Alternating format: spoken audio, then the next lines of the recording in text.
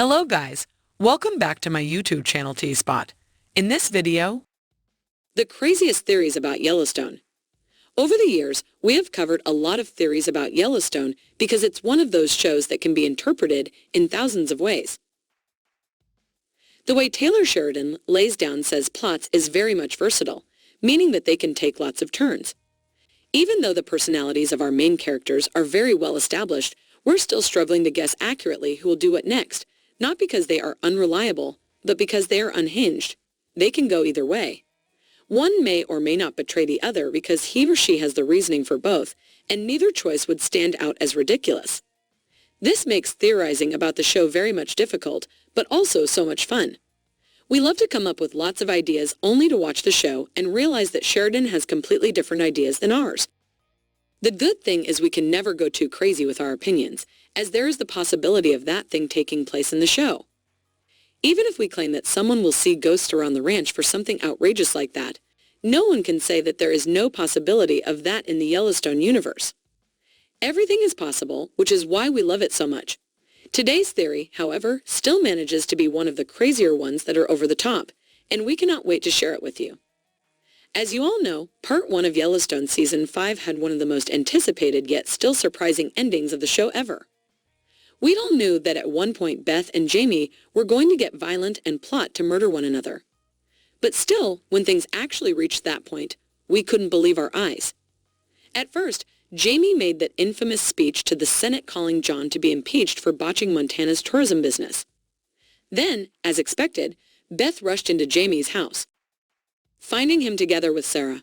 She threatened him with exposing his secrets, particularly the fact that he killed his biological father, Garrett, and yet Jamie was more confident than ever. He expressed it very clear that exposing him is equal to exposing the entire Dutton family heritage, as they all bury their enemies in the same spot in between the states.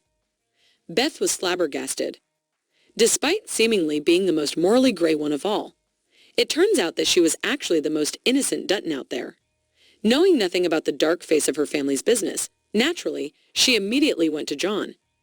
At that moment, Jamie understood one thing: the only way that Beth would overcome this shock and take the leverage back in her hands is to kill him. He mentioned this to Sarah and asked if she knew some people who would take care of this business professionally.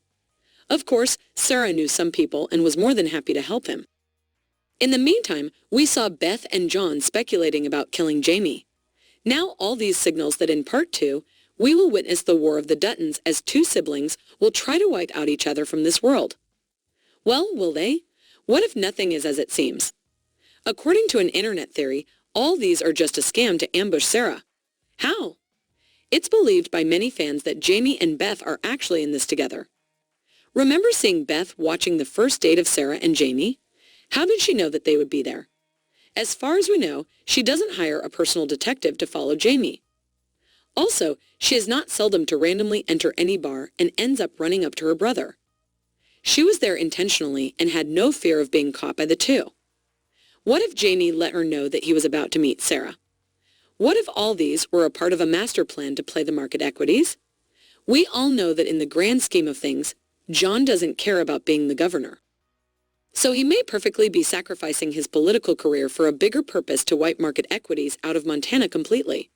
So Beth might have attacked Jamie only as a show to Sarah to prove that they were really hating each other.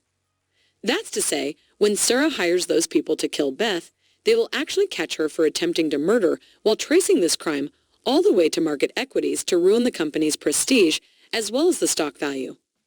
In return, Jamie will get to be the governor, replacing his father, while John and Beth will enjoy securing the future of the Yellowstone Ranch. Sounds crazy, isn't it? But never forget that nothing is truly crazy in the Yellowstone universe. Do you think there is a chance for this theory to be true? Or is this just ridiculous to even think about? Thanks for watching.